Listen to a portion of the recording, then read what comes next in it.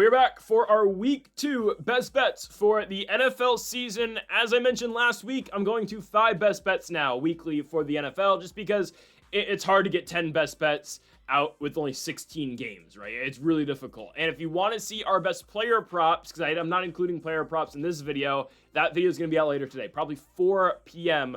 on the channel. We're going to have our 5 best player props. So technically, yes, still 10 overall bets, but I'm splitting up the money lines and the spreads from the player props. That'll be in its own separate video later in the day. Now, folks, before we get into the video, make sure to hit that subscribe button down below for some more best bets here on the channel. Not just NFL best bets. We've also got our college football best bets and predictions. That's happening today, obviously. We've got our MLB best bets, and we've also got Greedo Plays MMA, UFC content weekly, and PFL content, and Dana White's Contender Series as well. So make sure to hit that subscribe button down below for more as we get on to the first of our 5 best bets this week for the NFL. First of which, Miami has the Dolphins, the greatest football team. They take the ball from goal to goal like no one's ever seen. I'm taking the Miami Dolphins to beat the New England Patriots. Yeah, this might come as a surprise. Just like how I think my Colts pick last week took a lot of people by surprise as well. By the way, last week on the NFL best bets, ooh, man, we got everything but the Lions. What a week. Everything hit. Bills hit. Colts hit. Need I say more? I mean, every bet we made. Vikings hit. It was a great week.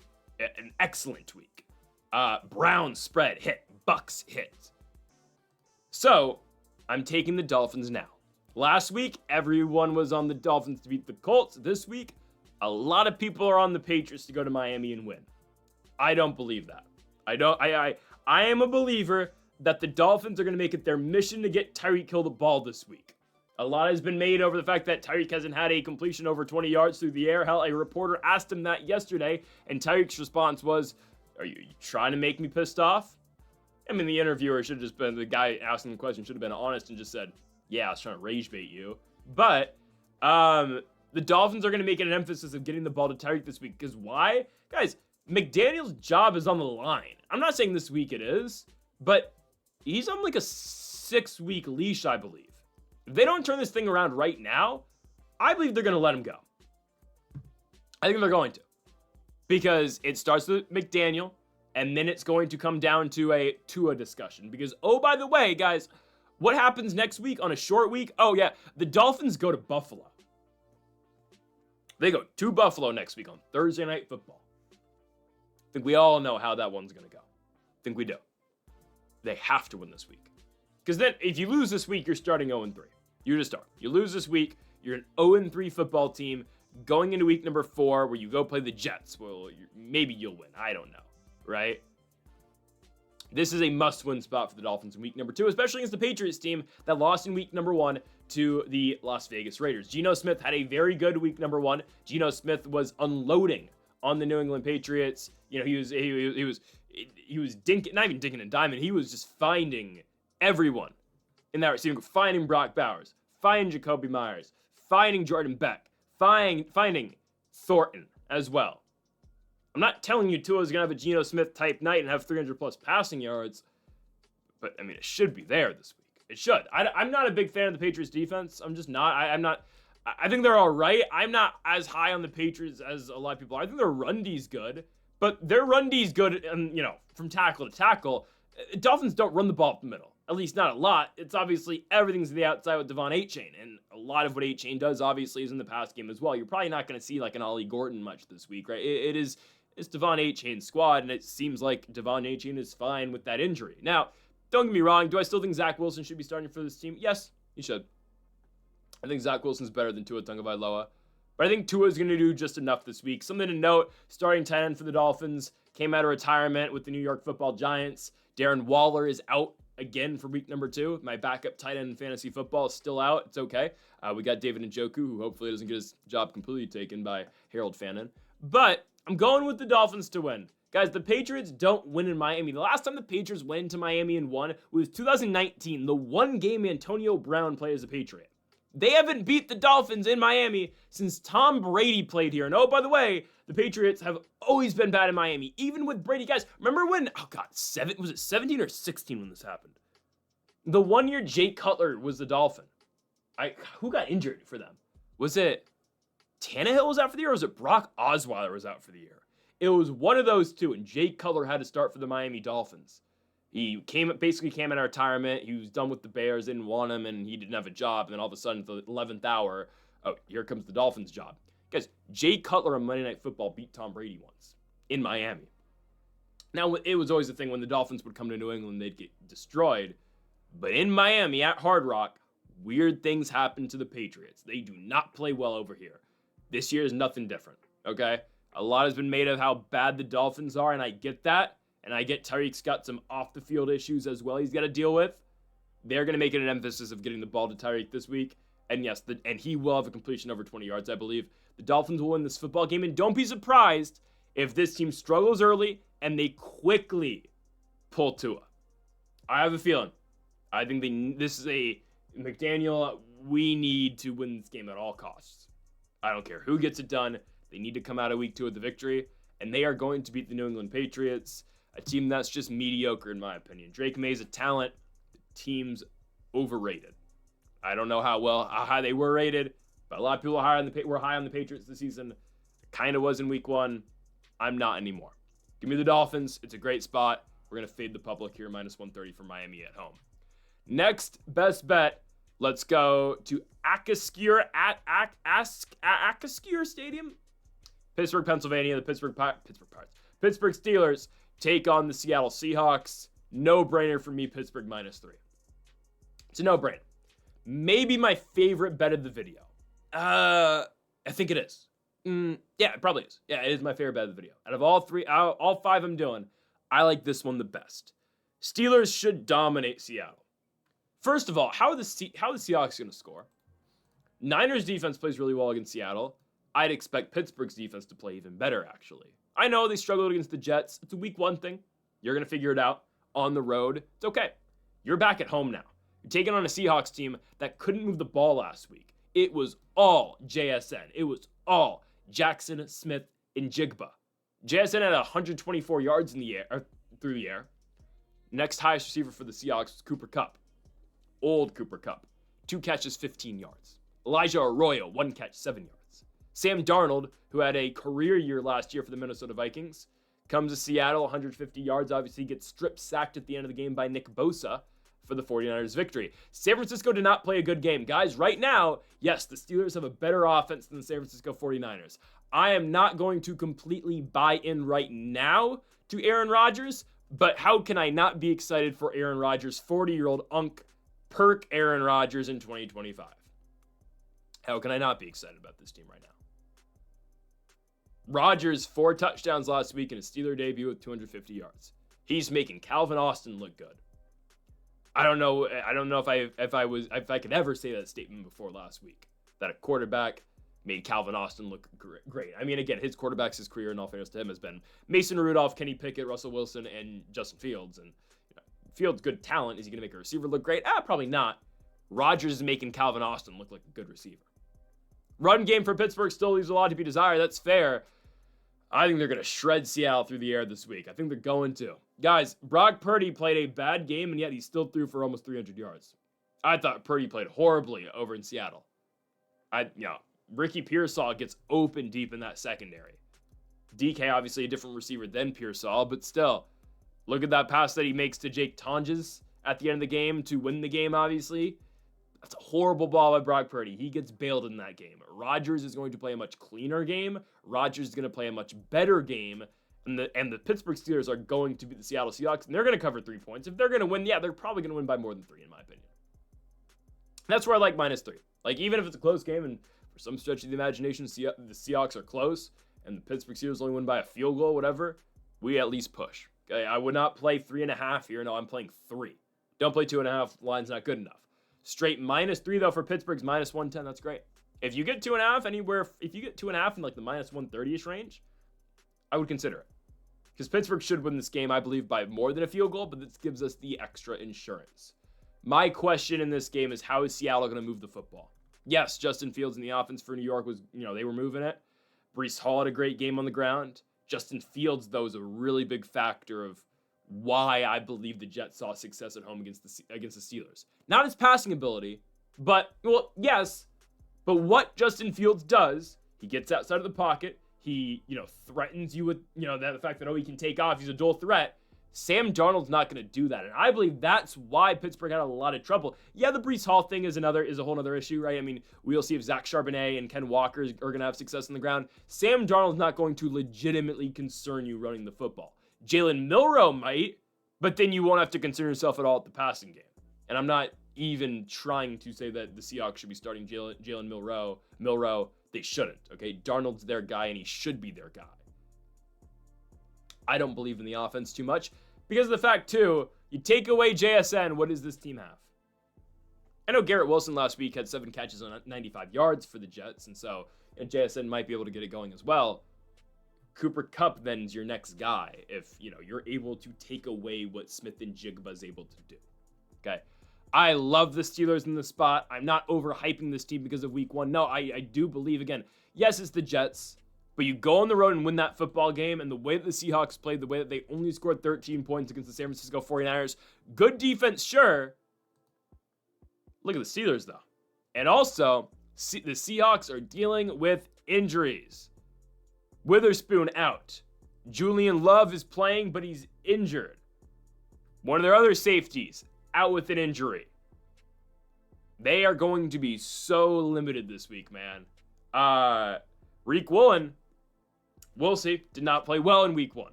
Big reason to why San Francisco wins that game.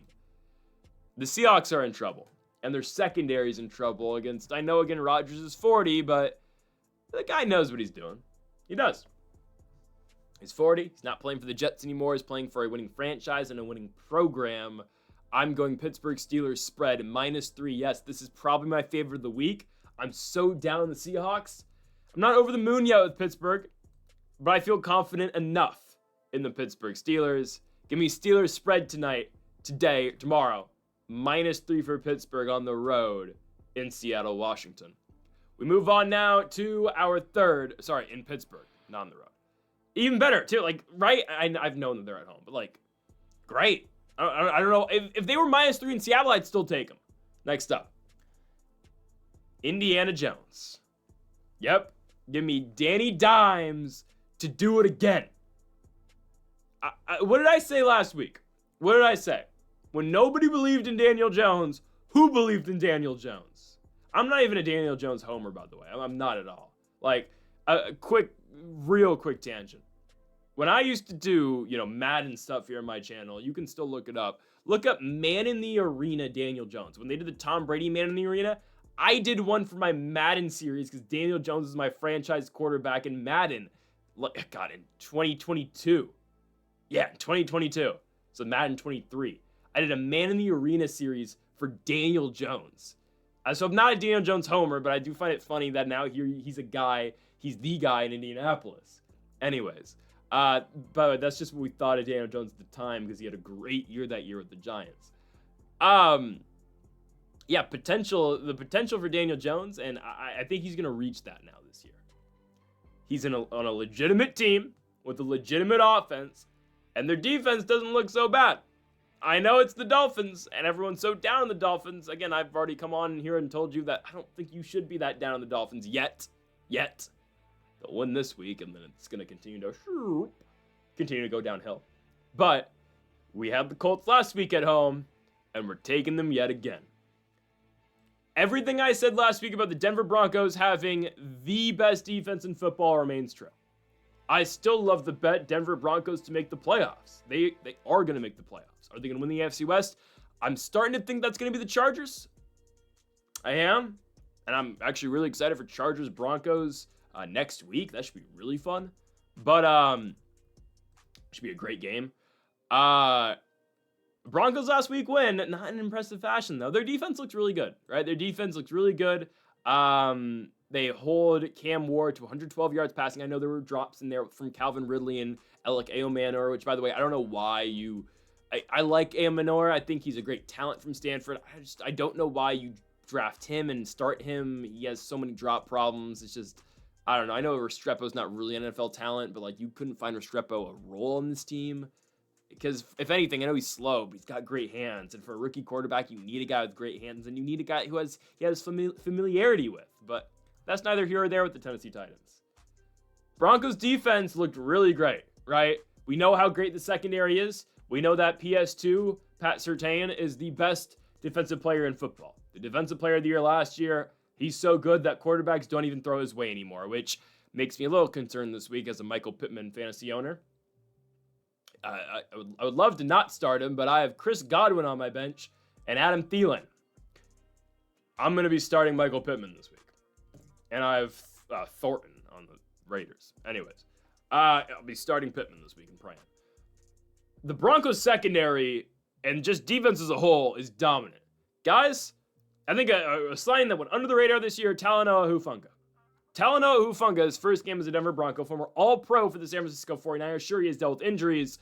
When he's healthy, he is a very effective safety in the league. 11 total tackles in week number 1. He is. Watch that Broncos-Titans game. I get it. It goes under the radar because of the Titans, and nobody really gives a damn about the Titans. Hufanga forces a fumble, he's 11 tackles. He's always around the football. And that's sure what he does. 25-year-old, a guy who can still play and really play at that. There's a reason, right? Denver went out there and signed him in free agency. I like the Broncos defense, sure. I am concerned about their offense, though. And that's kind of why I'm going Colts here. I think the Colts are going to be able to do enough offensively. And I know how great the Broncos defense is. Surtain, again, takes away Michael Pittman, did I not say Michael Pittman was going to, have a resurgence with a legitimate quarterback now in Daniel Jones? Did call that last week, just saying. I believe there's too many weapons on this Colts offense, and I'll get to that in a second. The Broncos offense, though, ooh, man. Has Bo Nix been figured out? Second year Bo Nix, has he been figured out now? I don't know, right? 25 for 40 passing, 2 picks.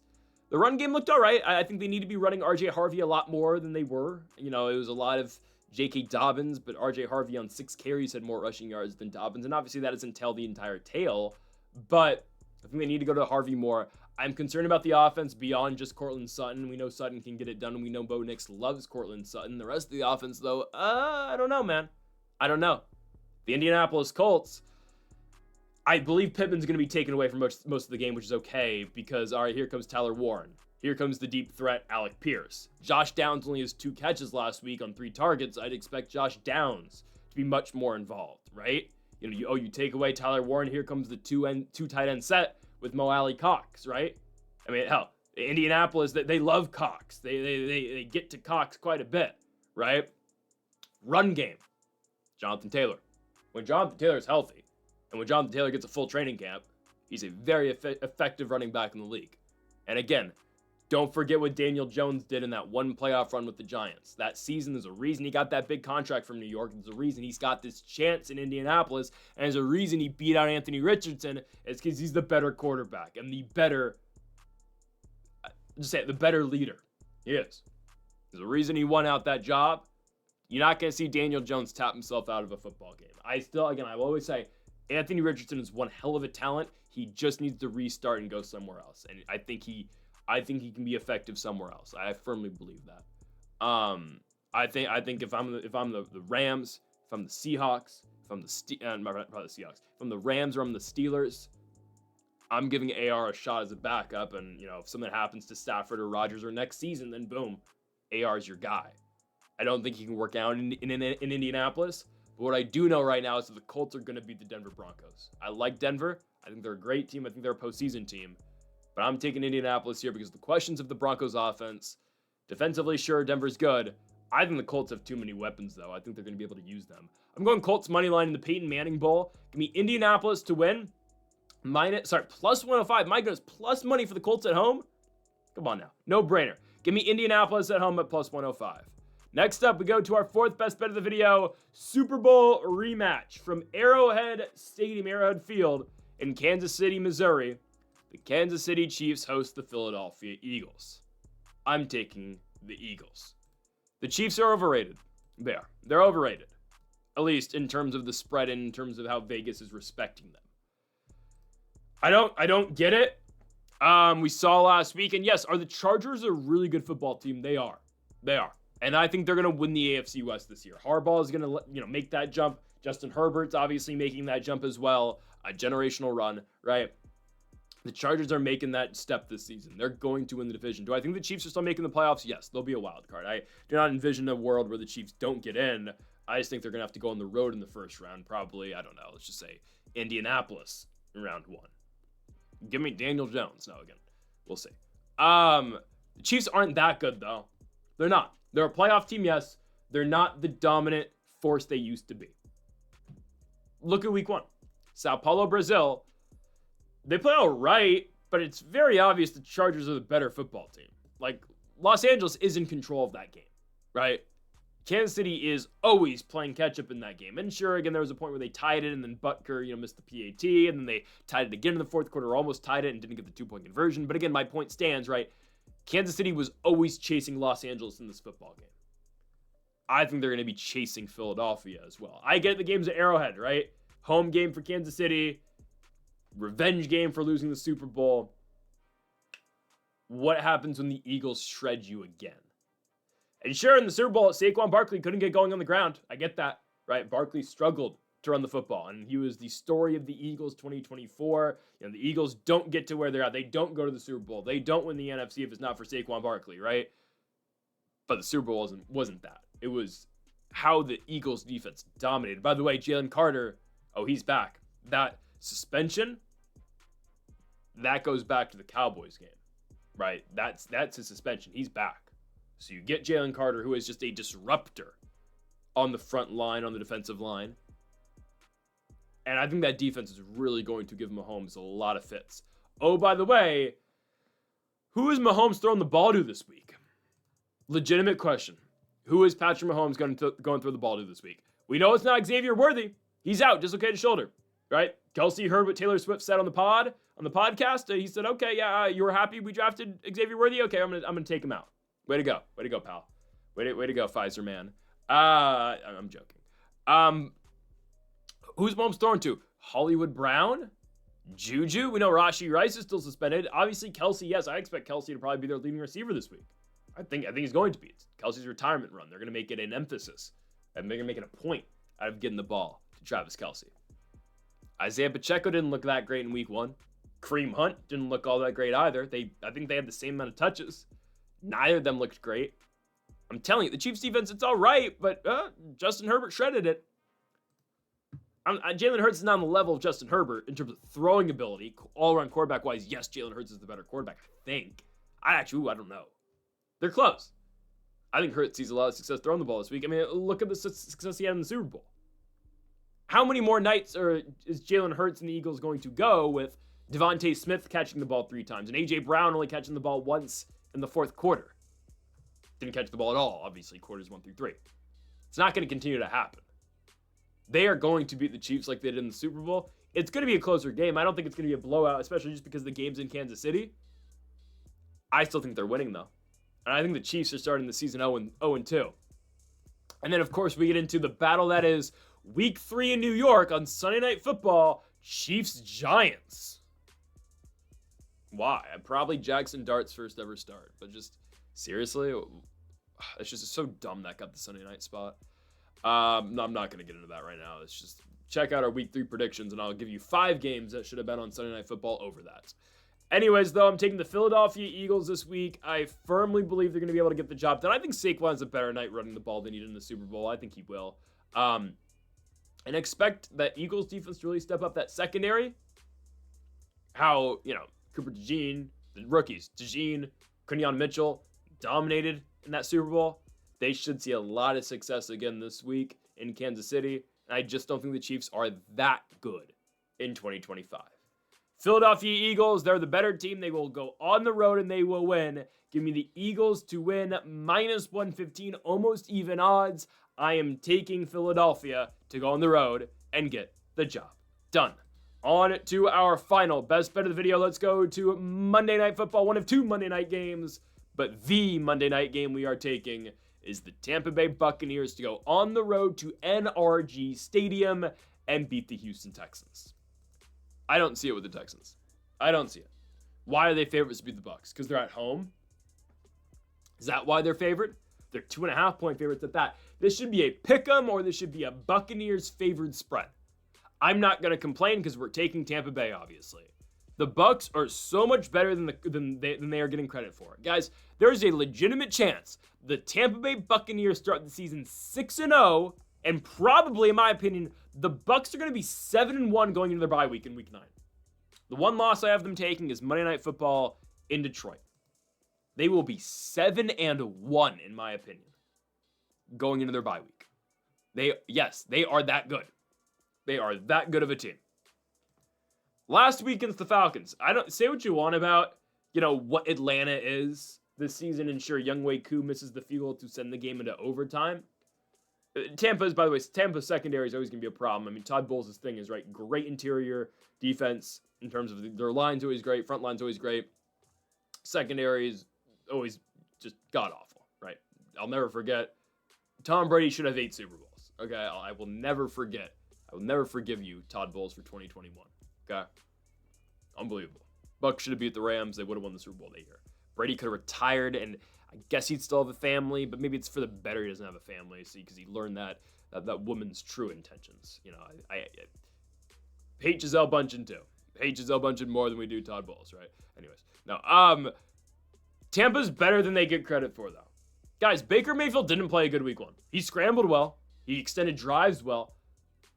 That passing attack was not good in week number 1. It's only going to get better. I'm telling you, that's the floor for the Tampa offense last week against the Falcons. Baker with 167 yards. Yeah, that's the floor. Emeka Egbuka looks great in his first career game. 67 yards and 2 big touchdowns. Obviously, the game-winning touchdown in the fourth quarter. They're not going to get Godwin back this week. That's going to be next week at home against the Jets, and that's fine. I believe it's going to be next week against the Jets. That's just what I'm getting at. He's doubtful. He's not going to play this week. When they get Chris Godwin back, oh man, it only gets better for this team. It only gets better. Mike Evans, Emeka Egbuka, and Chris Godwin, that's what happens when you just draft the best player on the board. Tampa saw, look at this talent still left. We can take Emeka Egbuka. Oh, he doesn't fit. We have Godwin, we have Edwins, and we have Evans. Just add him. More the merrier. Oh, what's going to happen to Jalen McMillan? All right, he's a 4th-string receiver now. My goodness, Tampa's great. And I wonder about what success the Texans are going to have, guys. I like CJ Stroud. Truth be told, I like CJ Stroud. I think he's a good football player. I think he's a good person. I don't believe in the Texans at all, though. I know I come on here and I shred CJ Stroud quite a bit. And my big thing last year, if you watched the channel, my big thing was year 2 regression out of CJ Stroud. I called at the beginning of the year, and it did play out. I have nothing against the guy. I don't think the Texans are a good team. And it wasn't his fault he lost his receivers last year. He lost Tank Dell, lost Nico Collins. He's got Collins back now. Guys, CJ Stroud threw for 190 yards in week 1 against the Rams, and they couldn't run the ball with Nick Chubb. Obviously, they're dealing with the Joe Mixon injury right now. All things considered, though, why are the Texans favored to win? They couldn't score a touchdown last week. It was 3 field goals for them. 3 Kaimi Fairbairn field goals, and it's not like they had deep drives as well. Fairbairn had to hit 2 of them from 50-plus yards out. Sure, the Texans had the lead at one point going into halftime, but it's just a stagnant offense, in my opinion. It's not a good offense. Tampa's defense, again, their secondary is not great. I'm not too concerned about their secondary getting burned here. I'm really not. Because yes, again, is Nico Collins a playmaker? Yeah, he is, right? Did Jaden Higgins play all right and Xavier Hutchinson in week 1? I guess. But that's just not a loaded receiving core, in my opinion. Can Jaden Higgins be a good football player? Yeah. Second-round pick out of Iowa State. He was great last season, right? For Rocco Becht and the guys last year with the Cyclones in Ames. Second career game. I know the Bucs secondary isn't great, but guys, Stroud's not playing well enough to make me say, oh no, like he's going to shred this bad secondary. I don't think so.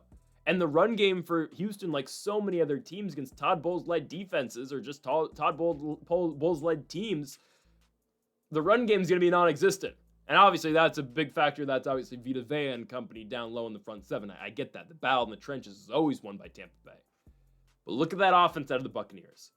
They had a bad week 1 against the Falcons. They will not be bad again. Matthew Stafford, so much is being made of, he's injured, he's washed. Stafford plays a decent game against the Texans. Puka Nacua, obviously, revenge game. It's a revenge year for Puka Nacua for off-the-field reasons. 10 catches, 130 yards. Okay, again, I like Stafford and Puka. I think the Rams are good. I think they're the best team in the NFC West. I told you last week, take the Rams to win the NFC West. What happens now when you get Baker Mayfield, Mike Evans, Emeka Ibuka, and Bucky Irving? Dominance is what happens. Bucks money line on the road is automatic for me this week. Plus 115 for the Tampa Bay Buccaneers. They will go on the road to Houston, and they will beat the Texans. Folks, thank y'all for watching our 5 best bets for the NFL's Week 2 slate. If you haven't yet, though, make sure to hit that subscribe button down below for more. Make sure to leave a like if you enjoy the video. Make sure to comment if you do disagree with any of the picks. I'll see you next week for Week 3 NFL action. Folks, thank y'all for watching, and Mamba forever.